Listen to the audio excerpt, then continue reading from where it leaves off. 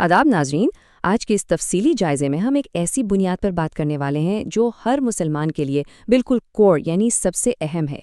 ये बिल्कुल किसी इमारत की उस मजबूत फाउंडेशन की तरह है जिस पर आगे का पूरा ढांचा खड़ा होता है। हम बात कर रहे हैं अरकाने इस्लाम की। तो आइए बिना किसी ताख़ीर के सफ़र का आगाज़ करते हैं और देखते हैं कि ये बुनियादी अरकान क्या हैं और इनकी असल अहमियत क्या है। हमारे आज के सोर्स मटेरियल की शुरुआत ही इन निहायत पुरखुलूस अल्फाज से होती है जिन्हें मैं बिल्कुल वैसा ही शेयर करना चाहूँगा। अस्सलाम वालेकुम नाजरीन, आप सभी का हमारे यूट्यूब चैनल पर दिल से खुशामदीद है। ये एक बेहतरीन और वार्म आगाज़ है जो दरअसल हमें आगे आने वाली अहम मालूमात के लिए जहन साजी करता है। ये ज़ाहिर करता है कि आगे की सारी गुफ्तगू कितने एहतराम के साथ पेश की जा रही है। अब यहाँ एक पॉइंट नोट करने वाला है। टेक्स्ट वाज़े तौर पर कहता है हर मुसलमान के लिए ये जानना बहुत ज़रूरी है। यहाँ ये लफ्ज़ ज़रूरी या एसेंशियल बहुत वज़न रखता है।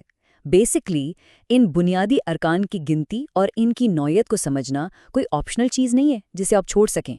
अगर हमें अपनी ही बुनियाद का इल्म नहीं होगा तो हम बाकी सिस्टम को कैसे समझेंगे, राइट? यही वजह है कि इस बात पर इतना ज़्यादा जोर दिया गया है। तो ठीक है, सीधा इन फ़राइज़ पर आते हैं और समझते हैं इन्हें।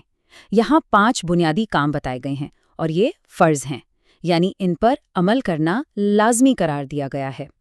ये 5 हैं: ईमान, नमाज, रोज़ा, ज़कात और हज। ये सिर्फ 5 अलग अलग रैंडमली रखे गए पॉइंट्स नहीं हैं, बल्कि ये आपस में जुड़कर एक बिल्कुल सॉलिड निज़ाम बनाते हैं। चलिए इनमें से हर एक को थोड़ा डिटेल में देखते हैं।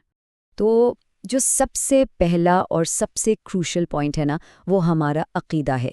यहाँ वाज़ेह किया गया है एक अल्लाह पर ईमान लाना और प्रॉफेट मोहम्मद सल्लल्लाहु अलैहि वसल्लम को अल्लाह का आखिरी रसूल मानना। अब गौर करें तो इस एक सतून के 2 हिस्से हैं जो आपस में डीपली कनेक्टेड हैं। एक तरफ वहदानियत यानी सिर्फ एक अल्लाह पर मुकम्मल यकीन, और दूसरी तरफ इस बात का इकरार कि प्रॉफेट मोहम्मद सल्लल्लाहु अलैहि वसल्लम अल्लाह के आखिरी पैगंबर हैं। इन दोनों बातों पर ईमान लाए बिना आगे की बाकी पूरी इमारत खड़ी ही नहीं हो सकती। ये बिल्कुल वो रूट है जिस पर बाकी सब बेस करता है। आइए देखते हैं कि ये आगे कैसे बिल्ड होता है।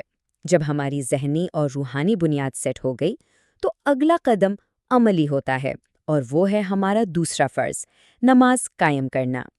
नोटिस करें यहाँ सिर्फ नमाज पढ़ना नहीं लिखा बल्कि कायम करना के अल्फाज इस्तेमाल हुए हैं। इसका मतलब है इसे अपनी रोज़मर्रा की ज़िंदगी का एक मुसलसल और लाजमी हिस्सा बनाना। ये उसी ईमान का प्रैक्टिकल मुज़ाहिरा है जिसका हमने अभी पहले जिक्र किया। ये ईमान और अमल का एक ज़बरदस्त कॉम्बिनेशन है। इसके बाद जो तीसरा वाइटल कंपोनेंट इस रूहानी ढांचे में ऐड होता है वो है रोज़ा रखना या फास्टिंग। नमाज अगर रोज़ाना की बुनियाद पर अमल है तो रोज़ा एक ऐसी इबादत है जो हमें सब्र और ज़ब्त नफ्स यानी सेल्फ कंट्रोल की मुसलसल मशक करवाती है। ये तीसरा सुतून पहले 2 अरकान के साथ मिलकर एक ऐसी मजबूत दीवार बनाता है जो हमारी शख्सियत की तामीर में बहुत बड़ा किरदार अदा करती है। यहाँ से हम चौथे फ़र्ज़ पर आते हैं जो इस पूरे कॉन्सेप्ट को थोड़ा मज़ीद वसी करता है, ज़कात अदा करना। अभी तक हमने जो 3 अरकान देखें उनका ताल्लुक ज़्यादातर हमारी ज़ाती इबादत से था, लेकिन ये चौथा रुकन एक बिल्कुल नया मुआशरती पहलू उजागर करता है। ज़कात देना इस बात को यकीनी बनाता है कि हमारा ईमान सिर्फ हमारी ज़ात तक महदूद न रहे, बल्कि हम अपने इर्द गिर्द के ज़रूरतमंदों की भी मदद करने के पाबंद हों। ये बुनियादी अरकान का एक निहायत ही खूबसूरत सोशल एस्पेक्ट है। अब यहाँ जो चीज़ सच में बहुत इंटरेस्टिंग है वो ये है कि एक अहम शर्त वाज़े तौर पर सामने रखी गई है। 5वां फ़र्ज़ है हज करना, लेकिन इसके बिल्कुल साथ ही इसकी एक कंडीशन बयान की गई है, अगर इस्तिताअत हो।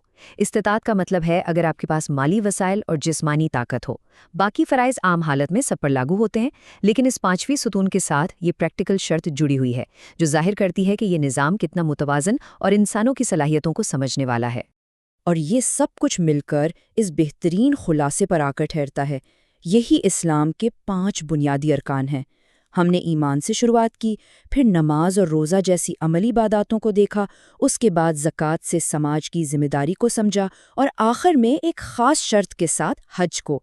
जब ये 5 मुख्तलिफ हिस्से इस तरतीब से आपस में मिलते हैं तो दरअसल एक बिल्कुल अटूट और मुकम्मल ढांचा तैयार होता है। جیسا کہ ہمارے سورس ٹیکسٹ کے آخر میں ایک نہایت ہی پرخلوص دعا شامل کی گئی ہے، میں چاہوں گا کہ ہم ان الفاظ کو ضرور شیئر کریں۔ لکھا ہے، اللہ تعالیٰ ہمیں ان پر عمل کرنے کی توفیق عطا فرمائے، آمین۔ کیونکہ دیکھیں، صرف انفارمیشن لینا ہی تو کافی نہیں ہوتا، اصل مقصد تو ان 5 بنیادی ارکان کو سمجھ کر ان پر پریکٹیکلی اور سچے دل سے عمل کرنا ہے، اور یہ دعا بالکل یہی جذبہ ظاہر کرتی ہے۔ ان سب بنیادی باتوں کو گہرائی سے سمجھنے کے بعد یہ ٹیکسٹ ہمیں ایک نہایت ہی تھاٹ پرووکنگ سوال کے ساتھ چھوڑتا ہے۔ سوال ہے، کیونکہ یہ 5 ارکان فرض ہیں، کیا ہم ان پر مکمل عمل کر رہے ہیں؟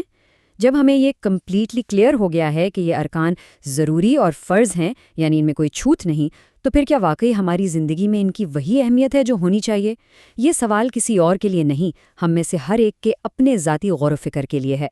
اس گفتگو کا مقصد ہی یہی تھا کہ ہم اس سوال کا خود سے سامنا کر سکیں۔ امید ہے کہ ان ارکان کی اہمیت کو سمجھنے کا یہ جائزہ آپ سب کے لیے مفید رہا ہوگا۔